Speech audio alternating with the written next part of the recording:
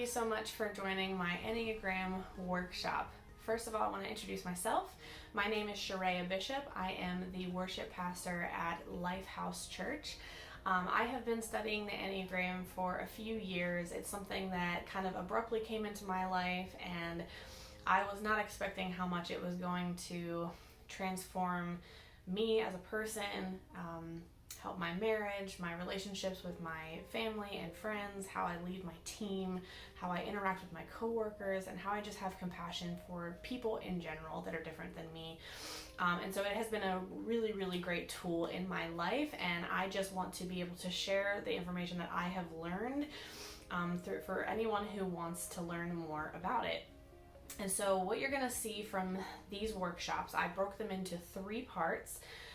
Three big parts. So this first one is going to be just kind of an introduction to it. I'm going to describe the 9 different types at their core, and then where they go to in what we call their arrow movements, or the numbers they go to in stress and rest. And I'll get into all of that later.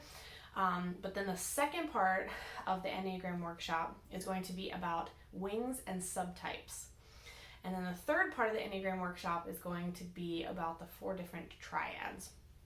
So you have no idea what that means yet, probably, but either way, those are going to be the 3 big sections of this workshop. And each of those 3 sections is going to have smaller videos in them, just because I want you to have bite-sized videos to take in, so there's not like one huge chunk. Okay, so I'm going to dive into this first video as just an introduction. So I want to start by talking about the origins, the history, and the credibility of the Enneagram as a personality study. Okay, so there's a lot of hefty claims out there about where the Enneagram came from, who inspired it, who adapted it, who changed it, and whether or not we should use it. And so there's a whole big spectrum of people in this. And there's, like anything else, there's extremes. So there's one group that says it is of the devil, do not use it. It is demonic and inspired by Satan himself. And then there's people on the complete opposite end that are saying it's fully 100% Christian and Holy Spirit inspired, and almost take it to the point where we're kind of worshiping it, and we don't want to do that or make an idol out of it. So I think that there's a balance to come to. So first of all, I want to preface this by saying that no matter where you believe that it came from, it is just a tool. This is a tool that we are to use to better, again, our relationship with God, ourselves, and our relationships with people. And I want to first preface by saying that no one actually knows where it came from. So if anybody is claiming to know where it originated, it's not true. Nobody actually knows. There were very early studies and notes about it that then people took and adapted it based on what they could use it for. And so the early church, the Christian church, are one of the first groups of people recorded in history to have used it. So then beyond that, then there were other groups of people, yes, including cult leaders and things like that came and brought it into their setting. And they did change and adapt it, though. So that's something to note as well, is that they did change things and adapt it based on what they needed in their group. And then since then, the Christian church has kind of taken it back and gone back to its original transcripts or its original notes and studies of it, and kind of then has applied it to how we can apply it to faith and our relationship with Jesus, and pulling truths out of it, even from applying it to God's word and the things that he says to us. And so that big movement happened around the 70s, where the church kind of took it back and are using it for our benefit. So then over the course, it kind of like faded away a little bit again after the 70s movement of it. And then in the past 10 or 15 years, actually, it has really taken off again and has become really, really popular. One of the things that I think really set it off was a book called The Road Back to You by Ian Morgan Cron. he is an Enneagram expert, and he happens to be a Christian, but he also explains a lot through the perspective of whether you're a Christian or not. He's very respectful of, whatever you believe and how you can apply it to your life. But I think that book really launched like this big movement in the past 10 or 15 years, and just how he as an Enneagram expert has really taken it off. And so the church has really exploded with this lately. But the church is not the only group of people that has found it to be credible. Outside of the Christian church, secular scientists, so scientists outside of the Christian faith, some of them who don't even believe in God, have accredited it to be more accurate and effective than the astrology signs, than DISC, than even Myers-Briggs personality studies. So it is now used in many billion-dollar organizations and businesses, professional sports teams, the clergy from the Vatican, and even the CIA use it. So there are also several major universities, such as Georgetown, Stanford, other ones to list, that include it in their business school's curriculum. So there are a bunch of different, and ever since then, a bunch of different scientific books and studies and podcasts and YouTube series and things like that based on like the psychology and the science behind the Enneagram, not even just from a faith perspective, but from a scientific perspective, proving it to be credible and probably the most accurate personality study out there. So I wanted to preface all of that to say that I will be going through all of this workshop stuff. Just so that you know, I introduced myself as a pastor, so I am a Christian, and so I will be describing a lot of things from the perspective of faith, but I'm hoping that whoever you are as my audience, whether you are a Christian or not, that you'll be able to apply these principles to your life and whatever you believe. I'm hoping that you will respect the fact that I am a Christian, that I will use Christian verbiage through a lot of my teaching, because I'm teaching this a lot to my worship team, my creative staff, and other groups like that in my church, but I want this to be applicable to anyone.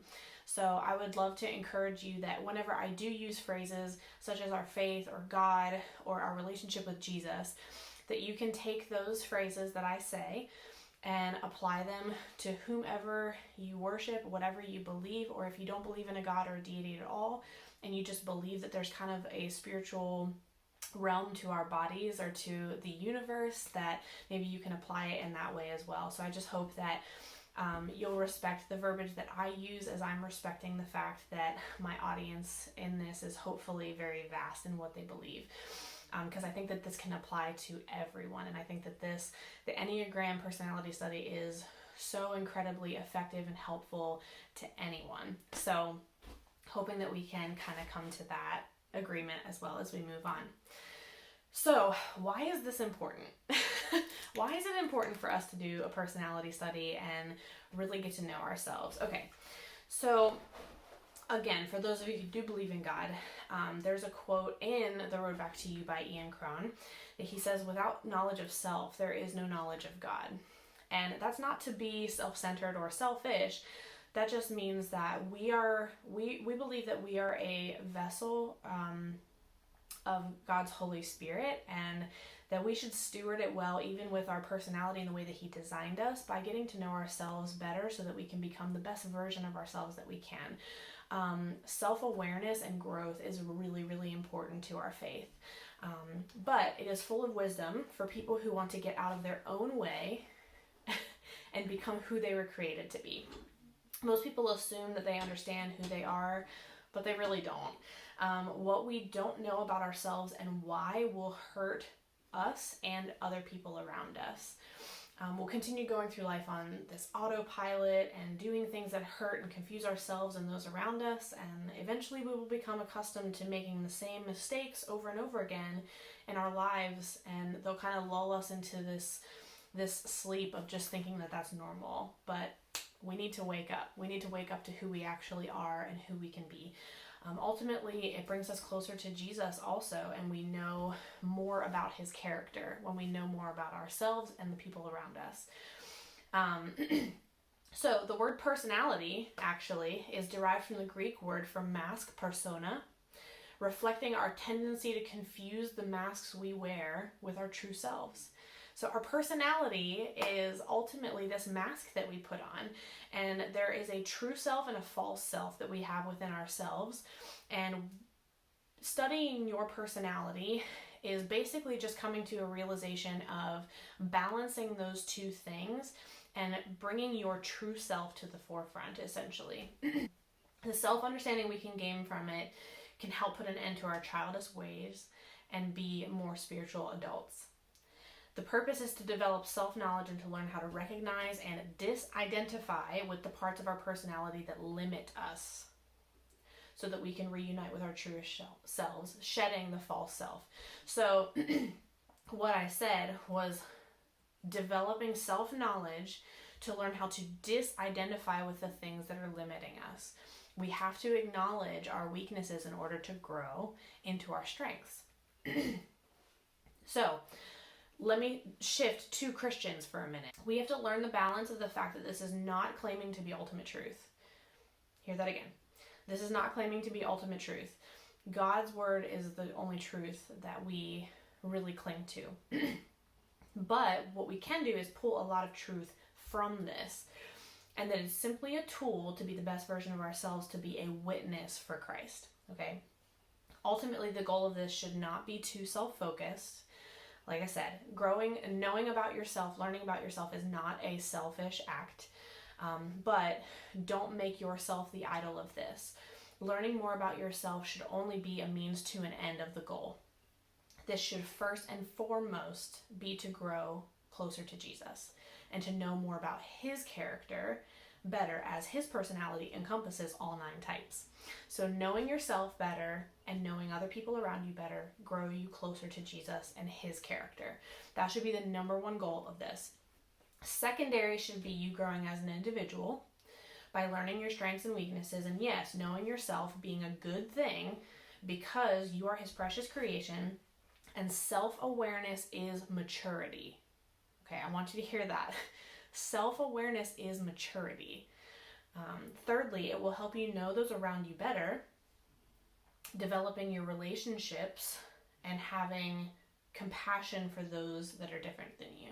So this will help you if you're a Christian and you're in a ministry setting, for example, like how you lead your teams or how you interact with your team or how you interact with your leader. This will help you in those areas. Okay, so I'm going to pop up the Enneagram graph, okay? So let me start by saying the word Enneagram. The word Enneagram means just simply in Greek 9 and graph, or picture or drawing. So gram just means picture, drawing, graph, whatever. And Ennea means 9. So it's just like a 9-part graph. Okay, so this is where I think a lot of Christians get way too hung up on just the graph itself, because they're like, oh my gosh, it looks like a pentagram. Clearly it's not a pentagram because it doesn't have 5 parts, it has 9 parts. And just because it has the lines going to the different things does not make it a star of any kind. Those lines are arrows pointing to the different numbers. That's all that means. And the circle is only just to show you a circular shape of the numbers. You could potentially do this in a linear fashion. It's just that it's easier to read this way. So don't get too hung up on the fact that it could slightly potentially look like a pentagram. It's not, okay? So what you're going to see here is, so obviously the 9 different numbers and their titles. So they each have a name, kind of, and you'll see different titles for each of these numbers as I go through the description of the 9 types in the next one. I'm going to share with you my favorite titles for them and why.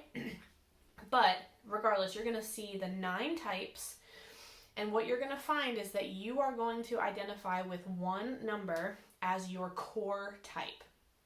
And we'll get to this later, but essentially, you are going to have a core motivation behind everything that you do. The Enneagram is not about external behaviors like some of the other personality exams that exist. So DISC and Myers-Briggs even, are more so about external behaviors and how your internal being manifests itself outwardly. The Enneagram is mostly about your internal motivations, because two people can do the exact same thing behaviorally, but have two completely different reasons behind doing it. And that's what the Enneagram is about, is what is your motivation behind what you do and who you are. So you're going to relate to a little bit of each number. You know, everybody's going to be like, oh, well, that's kind of me, that's kind of me, that's kind of me. That's normal, and we'll get to that in part 3. But you are going to ultimately have a core number, aka like your neutral number. When you are just your neutral self, you're going to identify with one of these. And then what you see is the arrows are pointing to different numbers. So from your core number, so we'll take me, for example, I'm a 9, I'm at the top, so that makes it kind of easy to read. My arrows there's 2 arrows pointing from my number. So there's 2 arrows pointing to my number also, but don't worry about those. Worry about the ones that are pointing from your number to the other ones. So the 9 has a black arrowhead pointing to 3 and a red arrowhead pointing to 6. What that means is the black arrowhead represents rest. That's my rest number, and the red arrowhead represents my stress number. And each number is going to have that. So you're going to essentially have your core number and your internal motivations, and then in stress, you are going to exhibit external behaviors of the negative side of that number in stress, and then you'll exhibit positive characteristics, external behaviors of the number that you go to in rest. So that's how that's going to work. And then we'll, like I said, we'll get to part 2 and 3 when it comes to wings and subtypes and triads and all those kinds of things. But essentially all of this means is that there's a fluidity of the Enneagram. So think of each number as like a color. When you go to Home Depot and I say, hey, I want to paint my wall blue, how many shades of blue are there? An infinite amount, right? So each number has an infinite amount of shades of that number. There's infinite variations of different kinds of people within that number, because they all act a little bit differently, and they're going to look differently based on the circumstances of their life, whether they're healthy or unhealthy, whether they have a strong wing or whatever. So there's infinite expressions of each number. So the Enneagram recognizes the fluid nature of the personality, which is constantly adapting and changing because of your circumstances. So, like I said, you'll have a core number, a possible wing, and then stress and rest numbers. And these are all essentially flavor variations of your number. And that's why I love the Enneagram, honestly, when it comes to, aside from just the credibility of it and the effectiveness of it, the reason that I like it more than the other personality studies that I have done in my life is that I feel like there's a really great balance of, like, Myers-Briggs is something that I studied as well, and I just feel like it was really complicated in the sense that there's 16 different types. So first of all, that's a lot to start out with. But secondly, when you just hear this combination of letters, you don't really know what that actually means. When I say I'm an INFJ, you might be like, okay, so introvert, blah, blah, blah, blah, and then you can maybe figure out what those letters even mean if you know it well enough, but you might take that and just be like, okay, so what does that mean, like, in the comment, like, who are you as a person as an INFJ? What does that actually mean? So there's just so many of them that it's a little bit too complex, I think, at, like, face value.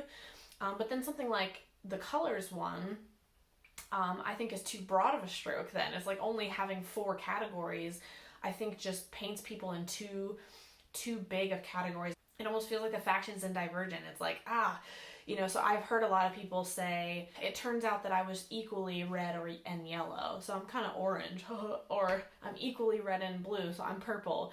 And so you just find that a lot of people just find that the 4 colors are too broad of a stroke, and that they're equally this and a little bit of this. And so the thing that I love about the Enneagram, also because what sets it apart is about more so your internal motivations, but also because there's 9. So I feel like it's more complex than the colors, but it's not so complex that you just can't even fathom it whenever you've taken it at face value. The 9 different types are easy to learn, and that you can kind of understand it at its face value pretty quickly. But then whenever you dig deeper into it, it just gets all the more fascinating as you go, and just that it's like a perfect system. It's actually kind of scary of how scientifically accurate that it is. And if you do take it to the perspective of the fact that God breathed this and designed it this way, it is absolutely fascinating. It's really, really cool. Another thing to note as we're going through these is that I will be associating a deadly sin with the numbers. And that's not to be morbid, it's not to be dark, it's just to understand that each number has a pitfall that we are more tempted into based on our core motivations. And so this is another quote from Ian Cron. He said, "Not facing the reality of our darkness and its sources is a bad idea. If you don't, it'll eventually come out of your paycheck. Essentially, it'll catch up with you. We have to recognize our weaknesses just as much as our strengths. As long as we're unaware of our deadly sin and the way it lurks around the corner unchallenged, we will remain in bondage to it. Learn to manage it rather than allowing it to manage you." Okay, so now identifying your number. Just a couple quick tips before we get into the 9 types and you're trying to figure out what your number is. You will not necessarily be a number based on the behaviors. Remember that. As I'm going through it, I'm going to be talking about internal motivations, but also some of the characteristics that you'll see typically in a neutral state number. And you might hear some behavioral tendencies that you're like, oh, well, I kind of do that. You know, that is good to listen to those things, but it's not necessarily about the behaviors. It's about the core motivations or the why behind what you do, not the what you do, okay? So just a preface, kind of like why I talked about the deadly sins, is that you will most likely be able to identify your number based on the negatives more than the positives. I think that, again, you'll identify with the positives of almost every number because you'll want to hear the positives of yourself, but it'll be easier to identify with all of the good things, but the harder ones to admit are the bad ones, right? So again, Ian Morgan Cron said, "We don't know ourselves by what we get right, but rather what we get wrong." If while hearing or reading a description of a number, you feel squeamish because it feels like someone has hacked into your innermost world and you're having a hard time admitting that that's what you really are like, that's probably because you're zeroing in on your number.